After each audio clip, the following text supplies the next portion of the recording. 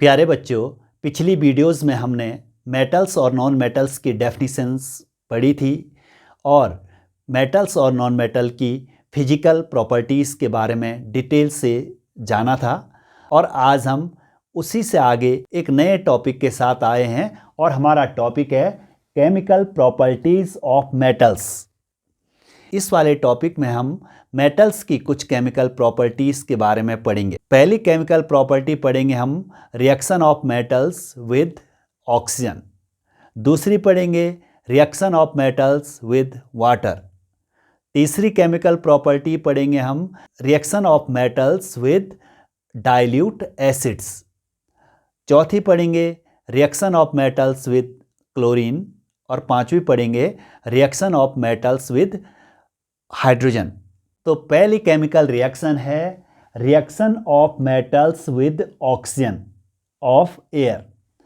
तो क्या होता है, when metal react with oxygen then metal oxide is formed. यहाँ पे हमने कुछ मेटल्स के एग्जाम्पल लिए हैं, जैसे सोडियम और पोटेशियम जो मेटल्स होते हैं वो ऑक्सीजन के साथ रूम टेम्परेचर पे ही रिएक्ट कर देते हैं। Sodium react with oxygen forms sodium oxide और पोटेशियम ऑक्सीजन के साथ जब रिएक्ट करता है तो वहाँ पे बनता है पोटेशियम ऑक्साइड।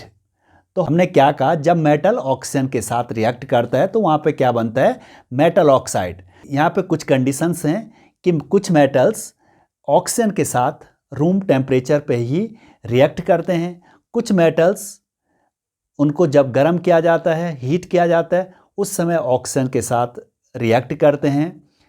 यहाँ पर हमने जो दो मेटल लिए हैं सोडियम और पोटेशियम, ये बहुत रिएक्टिव मेटल हैं और इन मेटल्स को हवा के संपर्क में नहीं रखा जाता है। इन मेटल्स को हम स्टोर करते हैं केरोसिन ऑयल में। हमने यहाँ पे लिखा है sodium and potassium are stored under kerosene oil to prevent their reaction with oxygen, moisture and carbon dioxide. They catch fire and start burning when kept open in air. यदि sodium और potassium को खुले में रखा जाए तो वो atmosphere की ऑक्सीजन के साथ रिएक्ट करके आग पकड़ लेंगे और जलने लगेंगे। इसीलिए उनको कहाँ रखा जाता है, केरोसिन ऑयल में स्टोर्ड किया जाता है।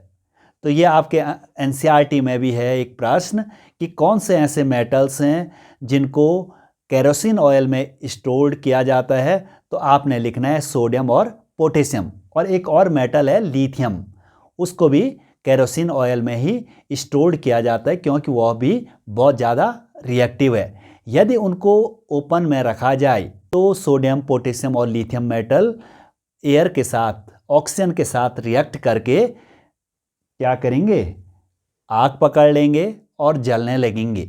इसीलिए उनको कहाँ रखा जाता है, कहाँ स्टोर किया जाता है, केरोसिन ऑयल में। ये बड़ा इम्पॉर्टेंट प्रश्न है। अब आगे एक बात समझनी है आपको कि जो अधिकतर मेटल्स के मेटल ऑक्साइड होते हैं वो वाटर में घुलनशील नहीं होते हैं, वो वाटर में इंसॉल्युबल होते हैं। पर कुछ मेटल के जो ऑक्साइड्स होते हैं, मेटल ऑक्साइड, वो वाटर में घुलकर एल्कलीज बनाते हैं या मेटल हाइड्रोक्साइड बनाते हैं। कैसे लिखेंगे इसको, most of the metal oxides are insoluble in water but some of the metal oxides dissolve in water to form alkalis या मेटल हाइड्रोक्साइड। हमारे पास जो सोडियम और पोटेशियम के ऑक्साइड्स हैं, पोटेशियम ऑक्साइड और सोडियम ऑक्साइड, वो दोनों वाटर में घुलकर, सोडियम वाटर में घुलकर बनाता है सोडियम हाइड्रोक्साइड और पोटेशियम ऑक्साइड वाटर में डिज़ोल्व होके बनाता है पोटेशियम हाइड्रोक्साइड। हमने यहाँ लिखा है ये सोडियम ऑक्साइड Na2O और वाटर में जब इसको डिज़ोल्व किया जाता है तो वहाँ पे प्रोडक्ट बनता है सोडियम हाइड्रोक्साइड। ऐसे ही K2O पोटेशियम ऑक्साइड को जब वाटर में डिज़ोल्व किया जाता है तो प्रोडक्ट बनता है पोटेशियम हाइड्रोक्साइड। तो आपने एक चीज़ याद रखनी है कि अधिकतर मेटल्स के जो ऑक्साइड्स होते हैं वो वाटर में डिसॉल्व नहीं होते हैं, पर कुछ मेटल्स के ऑक्साइड वाटर में डिसॉल्व होके क्या बनाते हैं, एल्कलीज या मेटल हाइड्रोक्साइड। हमने यहाँ पे 2 एग्जाम्पल्स भी दे दिए कि कौन कौन से मेटल ऑक्साइड्स वाटर में डिसॉल्व हो रहे हैं। उनमें से हमने 2 एग्जाम्पल दे दिए। सोडियम ऑक्साइड वाटर में डिसॉल्व हो रहा है, पोटेशियम ऑक्साइड वाटर में डिसॉल्व होके एल्कलीज बना रहे हैं, सोडियम हाइड्रोक्साइड और पोटेशियम हाइड्रोक्साइड। इसके बाद हम कुछ और मेटल्स के एग्जाम्पल लेंगे कि ऑक्सीजन के साथ कैसे रिएक्ट करते हैं। यहाँ पे दूसरा एग्जाम्पल लिया हमने, on heating magnesium metal it burn in air to form magnesium oxide, कि जो मैग्नीशियम है वो ऑक्सीजन के साथ रिएक्ट करके मैग्नीशियम ऑक्साइड बनाता है।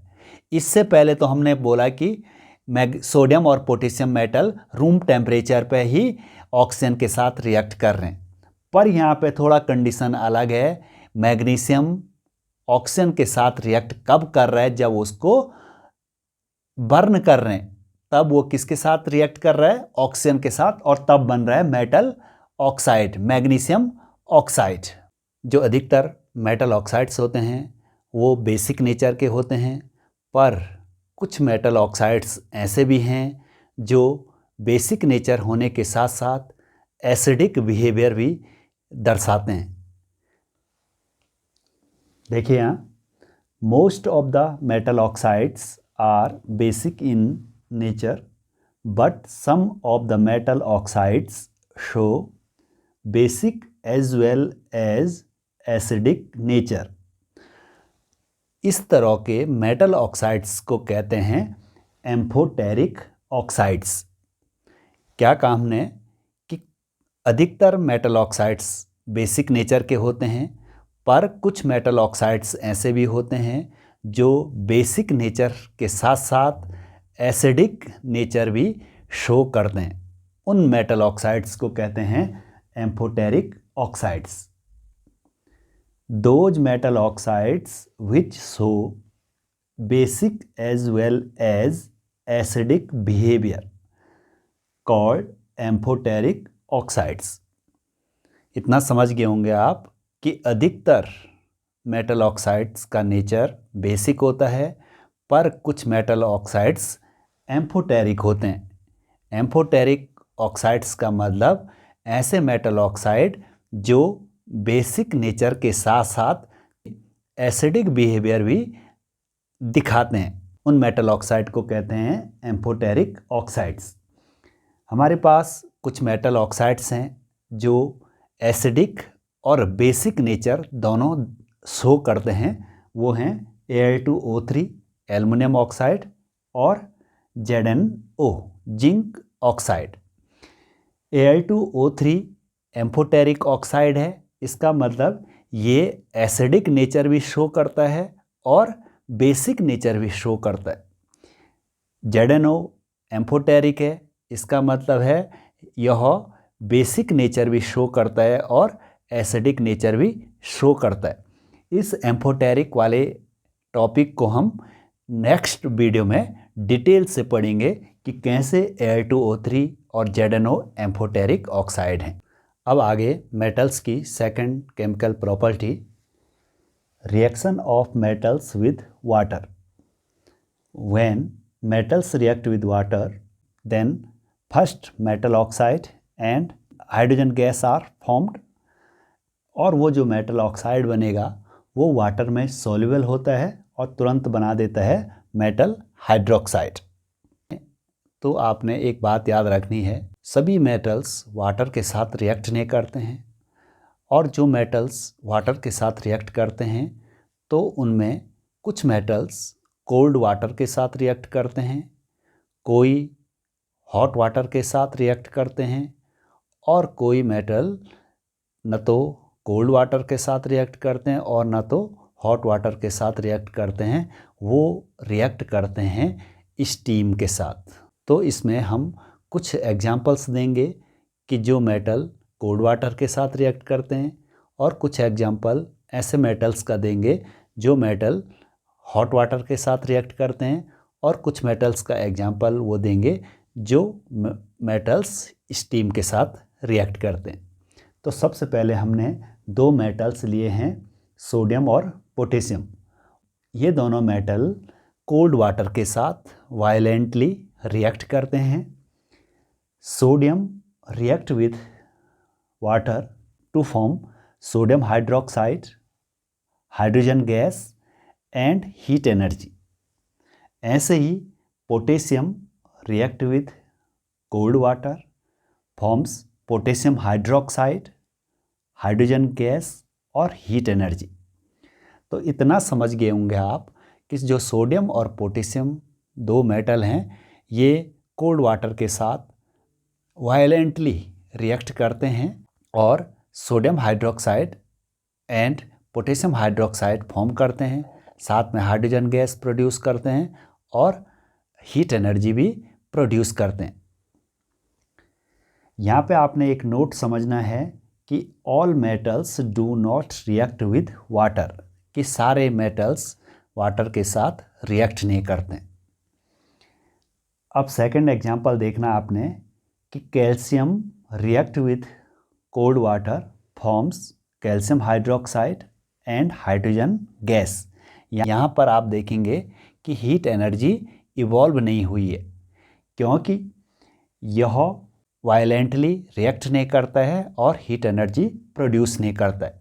कैल्शियम के टुकड़ों को पानी में डालेंगे तो वहाँ पे हाइड्रोजन गैस बनने लग जाएगी और वो हाइड्रोजन गैस के बबल्स उस कैल्शियम के बाहर से स्टिक हो जाएंगे। बबल्स के कारण वो कैल्शियम के टुकड़े हल्के होके ऊपर तैरने लग जाएंगे। Calcium start floating because the bubbles of hydrogen gas stick to the surface of metal. अब आगे जो मैग्नीशियम मेटल है वह हॉट वाटर के साथ रिएक्ट करता है।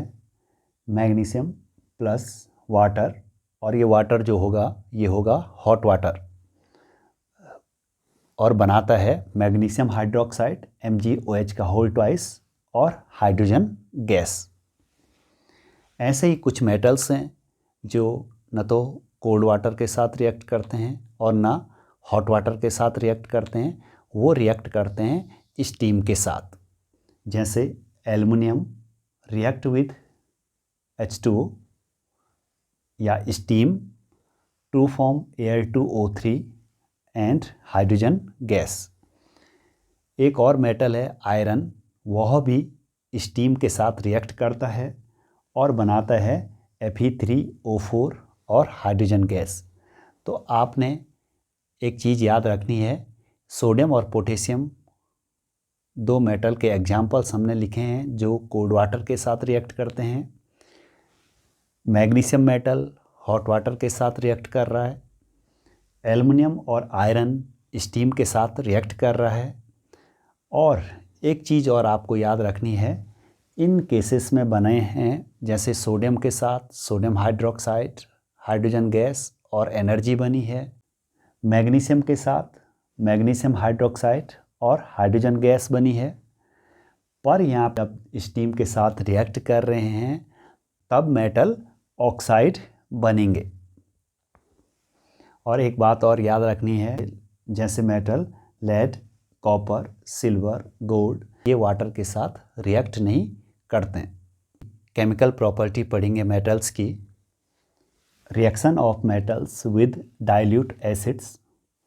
जब कोई मेटल डाइल्यूट एसिड्स के साथ रिएक्ट करता है तो वहाँ पे साल्ट और हाइड्रोजन गैस बनती है। ये वाला टॉपिक हमने एसिड वाले टॉपिक में भी पढ़ा था। यहाँ पे हमने एक मेटल लिया है सोडियम। जब ये हाइड्रोक्लोरिक एसिड के साथ रिएक्ट करता है तो सोडियम क्लोराइड एक साल्ट और हाइड्रोजन गैस फॉर्म होती है। ऐसे ही हमने एक और मेटल लिया है मैग्नीशियम। जब यह हाइड्रोक्लोरिक एसिड के साथ रिएक्ट करता है तो मैग्नीशियम क्लोराइड और हाइड्रोजन गैस फॉर्म होती है। तो इतना आप समझ गए होंगे, जब मेटल एसिड के साथ रिएक्ट कर रहे हैं तब साल्ट और हाइड्रोजन गैस फॉर्म हो रही है। यहाँ पे आपने एक चीज़ याद रखनी है, when metals react with dilute nitric acids then hydrogen gas is not evolve। यहाँ पे एक बात याद रखनी है, जब मेटल नाइट्रिक एसिड के साथ रिएक्ट करते हैं उस समय हाइड्रोजन गैस नहीं बनती है। कि जो नाइट्रिक एसिड होता है वो स्ट्रॉन्ग ऑक्सीडाइजिंग एजेंट होता है और वह नाइट्रिक एसिड क्या करता है, जो हाइड्रोजन बनती है उस हाइड्रोजन को अपना ऑक्सीजन दे देता है और अपने आप रिड्यूस हो जाता है, जैसे NO2 में। अगली केमिकल प्रॉपर्टी पढ़ेंगे मेटल्स की, reaction of metals with salt solution. यहाँ पे ध्यान से देखिए, salt solution of metal B plus metal A और प्रोडक्ट बनेंगे salt solution of metal A plus metal B. ये मेटल ए क्या करेगा, साल्ट सॉल्यूशन से मेटल बी को डिस्प्लेस कर देगा और बनेगा salt solution of metal A और मेटल बी अलग हो जाएगा। यहाँ पे ध्यान से देखिए example, copper sulphate plus Zn, copper का साल्ट सॉल्यूशन, ये जिंक इस कॉपर को इसके सॉल्यूशन से हटा देगा और इसकी जगह पे आ जाएगा ये जिंक, तब बनेगा ZnSO4 प्लस Cu। तो ये आपने डिस्प्लेसमेंट रिएक्शन के एग्जाम्पल में भी देखा था। और दूसरा एग्जाम्पल है कॉपर सल्फेट प्लस Fe। तो Fe क्या करेगा, इस कॉपर सल्फेट सॉल्यूशन से कॉपर को डिस्प्लेस कर देगा और प्रोडक्ट बनेंगे FeSO4 प्लस Cu। तो यहाँ पर क्या होता है, ये जो डिस्प्लेस करने वाला मेटल होता है यह मोर रिएक्टिव मेटल होता है और यह साल्ट सॉल्यूशन से लेस रिएक्टिव मेटल को डिस्प्लेस करेगा। ये बात आपको याद रखनी है, only more reactive metal displaces less reactive metal from its salt solution. इस साल्ट सॉल्यूशन से लेस रिएक्टिव मेटल को ये वाला मोर रिएक्टिव मेटल डिस्प्लेस करेगा और उस मेटल की जगह पे अपने आप चले जाएगा। तो इस तरीके से आपने कुछ मेटल्स की केमिकल प्रॉपर्टीज़ याद करनी है।